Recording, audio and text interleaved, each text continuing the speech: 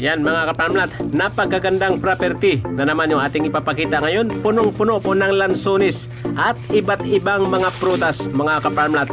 Naka-frontage po ito sa Barangay Road. At yung Barangay Road na yan mga kaparmlat ay magiging highway papunta po sa Manila East Road at papunta po ng Marcos Highway. You are watching Realty Philippines TV. Please don't forget to subscribe. Ngayon mga kaparmlat, tatapusin po nyo yung video. Akin pong iikutin ngayon yung ating property. Napakaganda dahil punong-puno po ng lansones. Tingnan po nyo yung mga bunga mga kababayan. At maliban po sa lansones ay meron pong rambutan. Yan po, nagpupulahang mga bunga po ng rambutan mga kaparmlat. Yan o.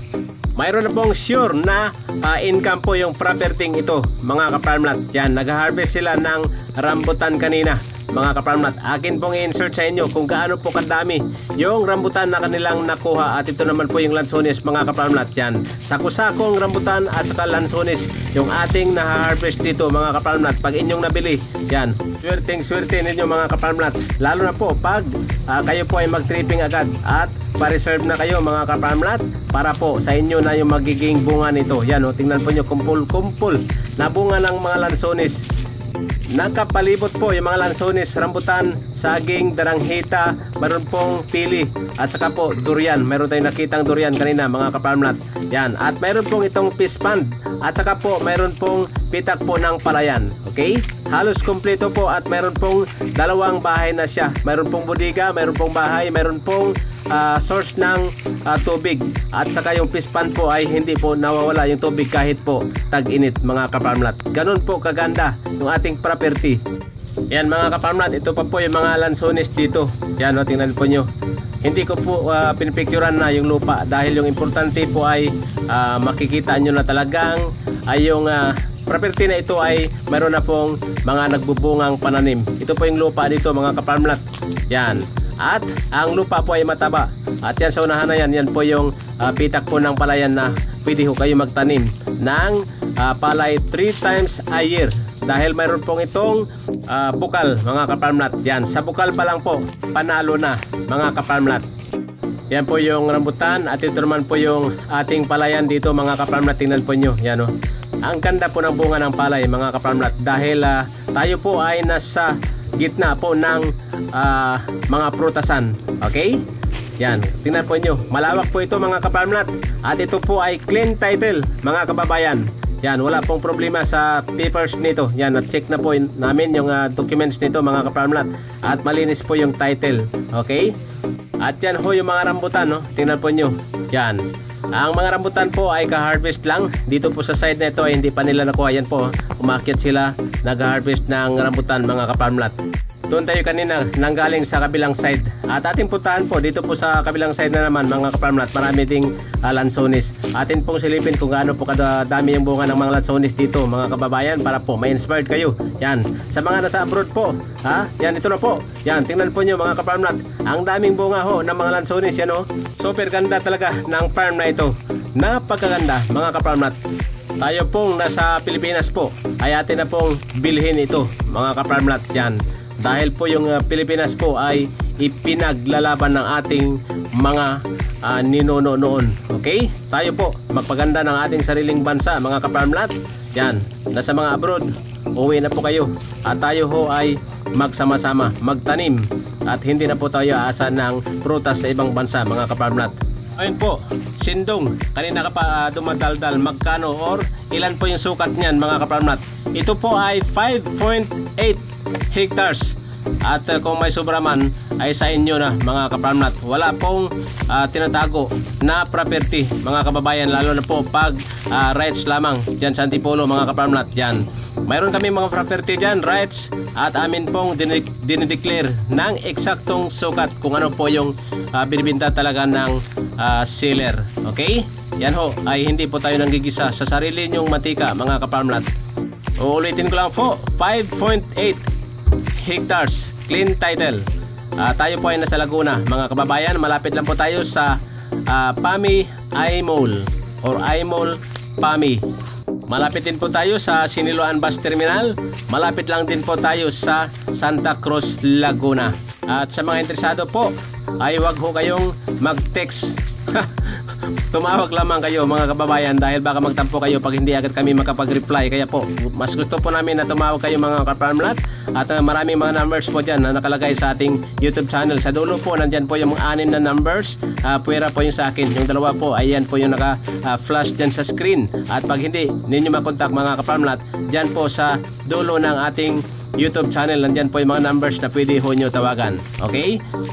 At yan, pinahaba na po natin mga kababayan para po makita nyo ng buong buo yung property. Kung hindi man natin mapuntahan lahat, yan, at least lahat ho ng mga may prutas, may mga bunga ay amin na pong pinapakita mga kababayan sa inyo. Yan, at tuloy-tuloy po yung ating services gaya po ng transfer of land title, application of original certificate of title, land surveying, landscaping, house design and construction, pati po pagpapabakod ng inyong mga property, extrajudicial settlement. Pag mayroon kayong mga problema sa inyong property, ay pwede ho kayo kumonsulta sa amin at maaari kayong tulungan namin mga ka-farmlat sa pamamagitan po ng ating broker. Yan, itanong nyo sa ating broker yung mga problema po sa property mga kababayan. Okay? At ito po yung bahay na kasama po sa bintahan mga ka-farmlat, at mayroon po silang bodega. Yan, sa bandang kaliwa po natin, yan po yung kanilang bodega at parkingan po ng sasakyan. At naka-landscape na po, may mga bulaklak. And then, mayroon pong mga prutas din malapit dito sa bahay. Yan, mga ka-farmlat, yan, sana ho ay nagustuhan nyo yung ating property. Binabati ko po lahat ng ating mga kasama. Yan po sa dako po ng Tanay Rizal. Yan po sa Santa Maria Laguna. At yan po sa San Jose Antique. At Iloilo, Capiz, Aklan. At yan ho sa Palawan, sa Puerto Princesa, Palawan mga ka-farmlat, or Puerto Princesa City. Yan po sa Palawan. And of course, yan po yung ating mga kasama dyan sa El Nido, Palawan. At sana ho ay makabalik ulit tayo sa Davao mga ka-farmlat. At miss na po natin yung pagbablog dyan sa Davao. Napakagandang property dahil ngayon po ay nagbubunga yung mga durian. Sana po ay mura yung durian dyan. At dito po sa Laguna, yan, maraming mga durian din dito. Maraming mga property na may durian din, pero hindi po kasi dami po dyan sa Davao mga ka-farmlat yan. Sana ho ay sipagan po natin magtanim ng mga durian mga ka-farmlat para po mas mababa yung presyo. Okay? Yung ating favorite na prutas mga ka-farmlat. Yan po yung kasama po hanggang doon po sa kabila. Yan po yung kasama po sa property mga kababayan, at nakapalibot po yung bundok dito sa ating property. Yan, maganda po yung bunga ng palay mga ka-farmlat. At ito po ay complete farm para sa inyo dahil po mayroon na siyang palayan, may palaisdaan, maraming prutas, may saging, mayroon pa pong piggery. Yan po yung piggery natin mga ka-farmlat yan. Ang estimate po natin dito sa piggery mga ka-farmlat, kasya po yung 100 na baboy. Yan, sa mga masipag po ng ganitong klaseng farm mga ka-farmlat, kompleto ho. May piggery, may palayan, at saka iba't ibang mga prutas. Yan, sa unahan po or dyan po sa kabila ay atin namang sisilipin po yung fish pond. Pwede ho, yung fish pond na yan mga ka-farmlat, pwede ho panggalingan or dyan na po manggagaling yung source ng ating tubig papunta po sa palayan. Okay? At ang palayan na yan ay meron pong irrigation galing po sa river. Kaya ho, pwede ho kayo magtanim ng palay 3 times a year. Okay? Yan po yung kanilang piggery, at ito po yung kasama pa. Yan. Hinahabaan po natin mga ka-farmlat upang sa ganun ay kahit kayo na sa inyong mga living room ay inyong halos nakikita na. Ito po yung mga dragon fruits. Yan, pwede ho nyo pagkuhanan ito ng pinhi na tumba po yung kahoy. Yan, tanggalin nyo at itanim ulit. Ngayon mga ka-farmlat, silipin po natin yung fish pond nila dito sa likod po ng bahay. At yung may nakita tayong sampalok. Yan, halos kumpleto pala mga ka-farmlat. Importante po yan yung sampalok. Magtanim tayo ng mga pampaasim gaya po ng sampalok. Magtanim tayo ng tubo para po yung inyong asukal ay natural. Yan, mayroon pong mabibili mga ka-farmlat na pampiga sa tubo, na kung kayo ho ay kailangan ng pampatamis, yan, gagapas kayo ng isang tubo at inyong idaan dyan sa pampiga. Lalabas po yung kanyang katas mga ka-farmlat, natural na pampatamis. Okay? Ito naman po yung tangke, pressurized water nila dito para po kung kayo ay mag-car wash at sa inyong mga CRI mayroon pong pressure. At ito naman po yung kanilang fish pond dito. Yan o, tingnan nyo. Yan. Kaya ganyan yung kulay dahil mayroon pong isda. Sila po ay lumalangoy parod pa rito, kaya po yung tubig ay hindi po clear. Kasi po gumagalaw yung mga isda. Yan, maraming isda yan mga kaparmlat. At yan po, katunayan na talagang gumagalaw or buhay po yung fish pond. Mayroon pong bukal. Okay? Ito naman po yung kanilang mga ano dito, yung manukan or mga manok na pwede ho tayo maglagay dito ng ating manok, paitlogan ng manok na natural native at hindi po papakainin ng mga feeds para upang sa ganun ay natural yung ating mga chicken. Okay? Yan. At ito po yung uri ng lupa dito, maitim at saka po mataba. Yan naman po yung manok. Yan, oh. Mayaman po yan mga kaparmlat dahil bawat kahig ay meron talagang tinutuka. Yan, malawak yung kanilang lupain. Okay? Habang ating iniikot yan, walang tigil. Kahit hindi na po importante sinasabi para hindi kayo mainip mga kaparmlat. Dahil mayroon pong mga nag-tripping nakaraan. Ulitin ko lang mga kaparmlat, mayroon palang nag-tripping nakaraan na flat po na kanilang, yung flat yung kanyang nakita. Yung pala hindi po niya natapos yung video. Sa bandang dulo pala ay bangin. Okay? Nung nag-tripping po ay sinisi po yung mga agent kung bakit flat sa video and then may bangin pala. Kaya po importante tapusin nyo mga kababayan, dahil kung hindi po ay flat yung inyong makikita or maganda, sa dulo po ay hindi pala nyo gusto. Yan, ito po yung mga rambutan dito mga kaparmlat. Yan, sa mga interesado po ay tumawag sa amin at kayo po ay guide papunta dito.